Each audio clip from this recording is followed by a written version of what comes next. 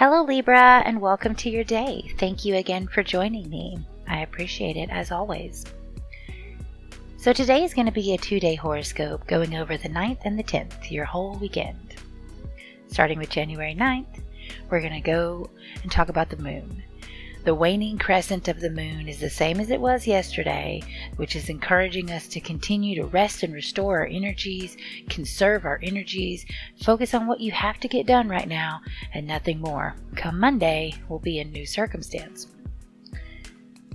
As far as the transition of the moon, it has gone from being in Libra, your sign, to being in Scorpio. While the moon is in Scorpio, it gives us a sense of an emotional push forward. Scorpio is a very emotional water sign, and so when the moon is in Scorpio, you get some of that energy to be able to just be like a rolling ball down a hill when it comes to your desires and your emotions. A very powerful force, and it will give you an air of confidence that people around you might pick up on, and you might pick up on theirs, as it affects all of us when the moon is in a sign. So moving on to your horoscope, the things that I see there for you today deal with philosophy and wisdom, maybe even morals and mental adventures, but not necessarily mental. They could be literal adventures of any kind. Philosophy is very interesting to me, and every time I look it up, it's kind of like an adventure. But just a general kind of, all across different cultures of life kind of feel of travel. And when it comes to that, where you've been with your philosophy and your state of mind, the morals that you've been toying with, the ethics you've been bordering from one side to the other, you have come to a close. You've come to an end. You are in a state of completion and ready to start something new, that's for sure. It is a literal completion where no amount of persuading can change this fact. When something is over, it's over. It is like a brick wall at the end of an alley. It's a brick wall. Now, in some circumstances you could pull those down or whatever, but let's talk about jumping the Grand Canyon. It's like going to the edge of the Grand Canyon. You can't just jump to the other side. You've come to the end. All right? And this is very much tied to, I guess, your little life habits. There is a need to be appreciative of what you've accomplished in your one-on-one organizational habit-like life, and to even enjoy this the fruits of your labor, with other people.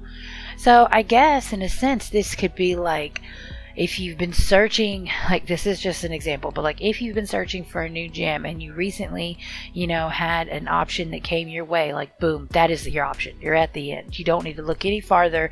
You need to just enjoy where you're at with other people because you made a good choice. Or if you are mentally toying with making a moral decision, and you've decided, you've been thinking that you need to side with Bethany instead of Christine, and you're leaning towards Bethany, well, that's the correct answer. You can stop looking. You can be happy with yourself that you're siding with the right person. That's the kind of energy this is. But in general, what you just need to understand is, when it comes to little things in your life, some little thing, not a major thing, it's not really an argument. It's not exactly what I described the second time, but it could lean that way. If it's just a casual debate, you are coming to the end of this decision, and what you have in your head right now is something to be successful, to enjoy being, that you've picked that to be, and you will be successful. All right, so that's it for the 29th or the 9th.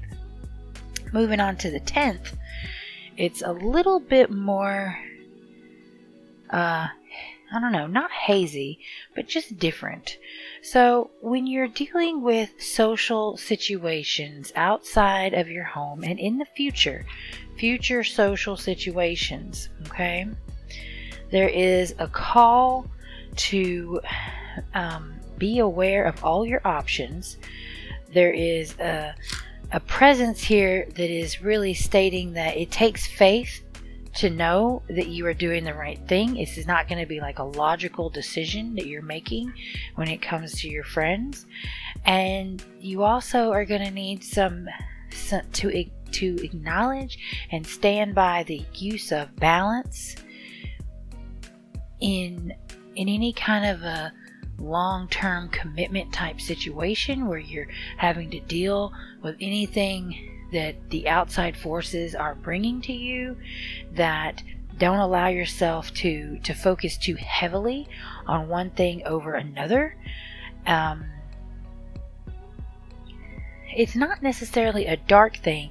It's almost more like a weight. It's like a physical weight of either energy or time or money is needed, and you need to be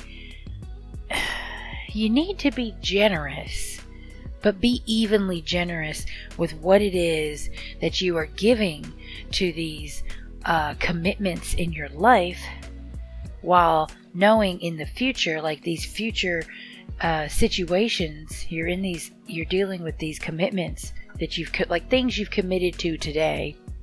In the future, when you are in these moments of things that you have already signed yourself up for, be balanced with your money and your time and your energy. And if you find that you're getting a little bit bogged down, you really are going to have to just trust to faith and be optimistic that luck will prevail, because it will, so long as you have a proper attitude. Alright, that is all I have for you today, Libra. Thank you again for joining me. If you've made it this far in the video, I encourage you to subscribe. Let me know how I'm doing with a click of that little subscribe. It'll tell me a lot. Thank you very much for your time, and I will see you tomorrow.